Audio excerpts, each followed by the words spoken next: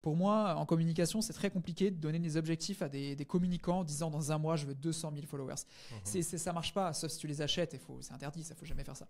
Swello, alors moi j'ai noté qu'il y avait un rebranding qui a été effectué. En plus, bah, voilà, vous publiez régulièrement via plusieurs personnes sur plusieurs réseaux. Donc il y a quand même pas mal de choses qui ont dû être mises en place. Et puis vous êtes quand même à l'avant-garde des bonnes pratiques sur les réseaux. Donc toi, quels seraient déjà quelques conseils que tu aurais à donner là-dessus sur les bonnes pratiques pour avoir une bonne stratégie de création de contenu?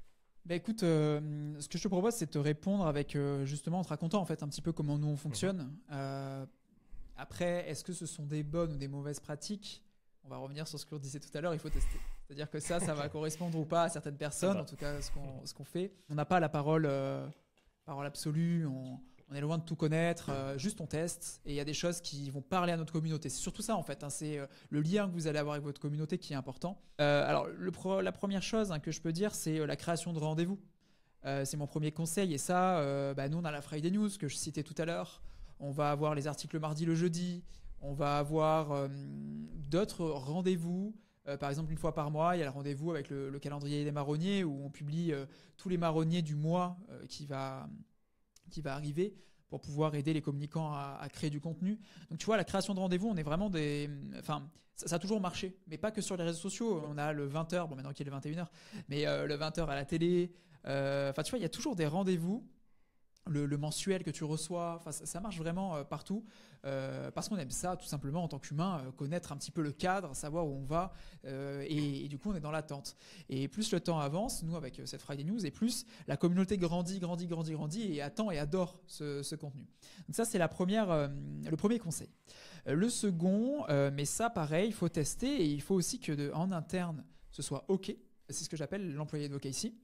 En clair, Cassandra va créer du contenu pour la page, pour les profils sociaux de Swello. Donc nous, on est sur Twitter, Facebook, LinkedIn, Instagram, YouTube et TikTok. On va donc créer du contenu. Et avec ce contenu, qui sera publié sur la page en priorité, on va pouvoir donner la possibilité à notre équipe de piocher et de republier ce contenu, mais en rajoutant un commentaire dédié à sa communauté. Ce qui fait que Diane va peut-être avoir plus un axe support, enfin lié au support ou lié au visuel. Cassandra, ça va peut-être plus être sur la communication. Moi, ça va plus être côté entrepreneuriat, mon côté CEO, même si j'aime pas trop dire ça, mais tu vois, chacun on a sa cible et on récupère du contenu Swello, brandé Swello, pour le partager, on l'espère, aux bonnes personnes, à la bonne cible.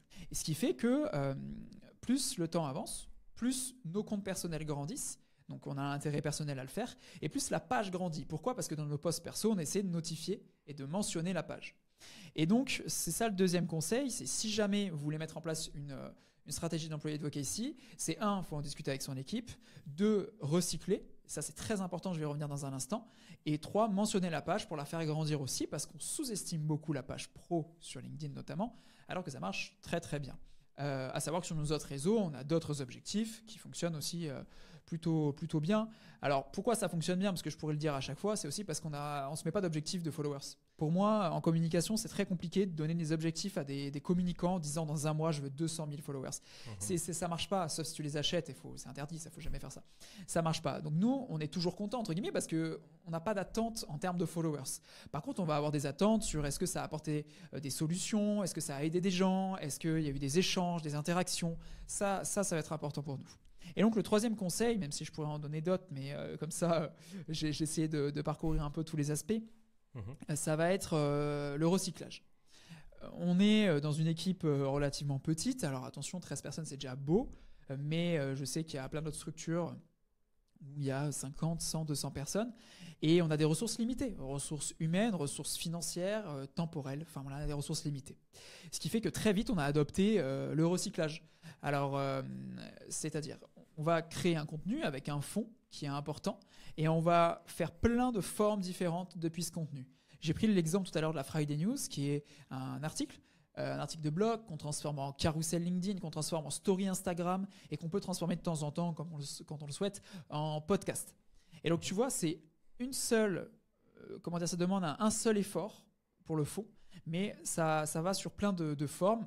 Et on m'a demandé un jour, mais est-ce que ça gêne pas ton audience d'avoir le même contenu sous différentes formes? Ben, pas forcément, parce qu'il y en a qui préfèrent lire, d'autres qui préfèrent écouter, d'autres qui préfèrent avoir justement cet effet de carrousel, donc plutôt de snack content.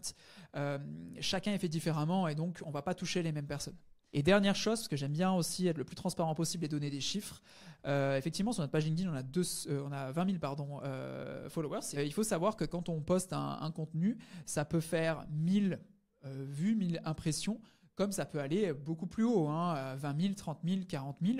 Et ce côté employé advocacy dont je te parlais il y a quelques instants, permet aussi de dupliquer ça. C'est-à-dire qu'on a déjà fait un test chiffré où ça faisait 15 000, 20 000 sur la page. Et après, chaque personne, ça va faire peut-être 20 000, 25 000 avec le même contenu, mais juste pas le même message. Et au total, on se retrouve avec 100 000 vues, alors qu'initialement, c'était beaucoup moins, parce qu'on a fait cet effet d'employé advocacy. En fait, ça duplique la visibilité d'un post grâce justement à cette stratégie. Donc voilà un petit peu les 3 conseils. Avec la création de rendez-vous, l'employé advocacy et la partie recyclage. C'était ça, la partie recyclage. Voilà les 3 conseils que je peux donner.